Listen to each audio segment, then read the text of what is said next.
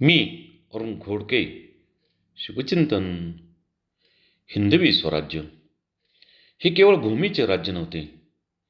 ते विचारांचे, शौर्याचे आणि आत्मसन्मानाचे साम्राज्य होते. मावळ्यांच्या हाती जे शस्त्र होते ते साधे लोखंड नव्हते.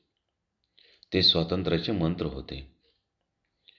शिवकाळातील युद्ध सज्जता म्हणजे युद्धकलेचा कळस आणि बुद्धिनिष्ठतेचा विजय होय. शिवकालीन तलवार म्हणजे मावळ्यांच्या हातातील जणू वीजच होती. क्षणात उगवणारी आणि क्षणात मावळणारी.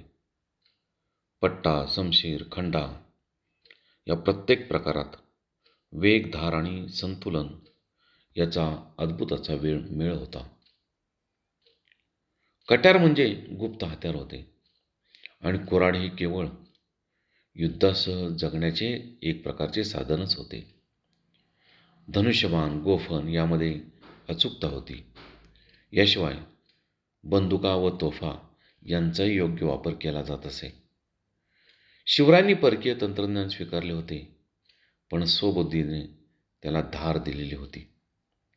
शिवकालीन शस्त्रे ही रणभूमीवरती रक्त सांडण्यासाठी नव्हती, ती स्वराज्याच्या संरक्षणासाठी होती. प्रत्येक शस्त्रामध्ये मातृभूमीची आस होती. शिवकालीन इतिहास हा लोखंडाचा नव्हे, तर तो विचारांचा होता. बहुत काय बोलणे.